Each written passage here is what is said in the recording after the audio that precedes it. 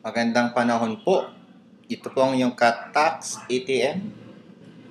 At may nagtanong po sa akin kung pwede po bang gumawa ng audited financial statement na ipase-certify sa isang independent certified public accountant na gawa sa tax code. Papaano kung ito ay gawa sa tax code? Hindi po ba nagba-violate ito ng SEC Rules and Regulation na ang sabi ay dapat pong gumawa ng financial statement base sa Philippine Financial Reporting Standard? Para po maintindihan natin yan, kailangan natin konsultahin ang rules and regulation ng Bureau of Internal Revenue. Pupunta po tayo sa Revenue Audit Memorandum Order. Bago kong makalimutan, ang title po ng ating serye ay Auditing BIR Auditors Part 2.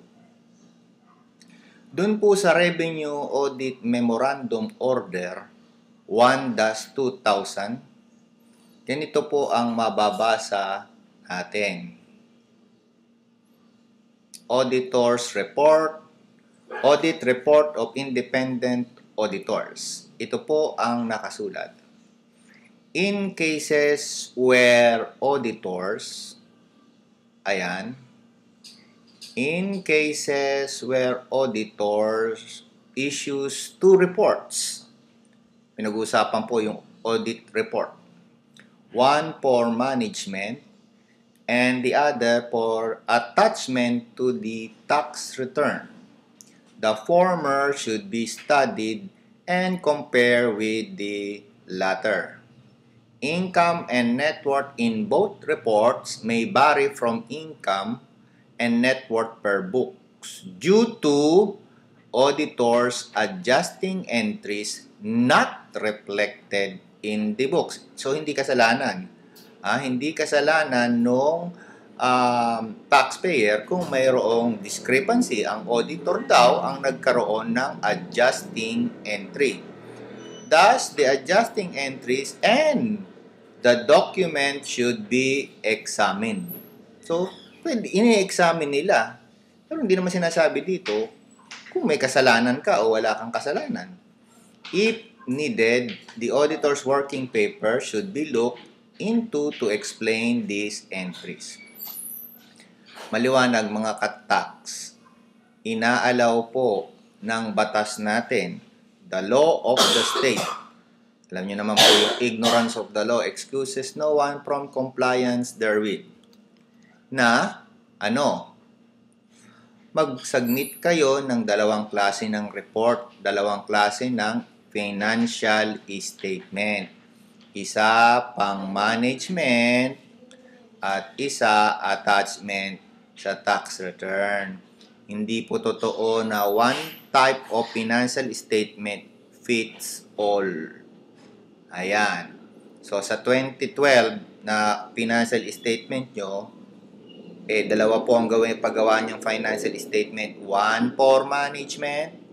Ibig sabihin ng management, yung pong para sa creditors, investors nyo, pang SEC, pang mga bossing. At isa para sa pinaka-boss. Sino yon? Yung BIR. Attachment to the return.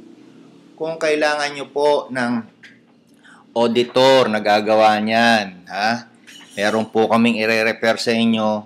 Mura lang po. Hindi nyo kailangan magbayad ng 350,000 o 150,000. Ito 10,000 lang, pwede na po. Kung gusto nyo po ng bookkeeper, nire-refer ko po si Ronaldin Yu. Kung gusto nyo malaman ang number ni Ronaldin Yu, tumawag po kayo sa 0922-862-0922 or 0922-801-0922. Pagtungkol po sa tamang bookkeeping, totoong bookkeeping, tunay na bookkeeping para sa income taxation o value-added taxation, si Ronaldin Yu po ang ating puntahan. Maraming salamat po sa inyong pakikinig at lagi niyo pong tatandaan na ito po, basahin niyo po ito. Maraming salamat at kung kailangan niyo po nito, mabibili po yan sa aking opisina. Mabuhay po kayo.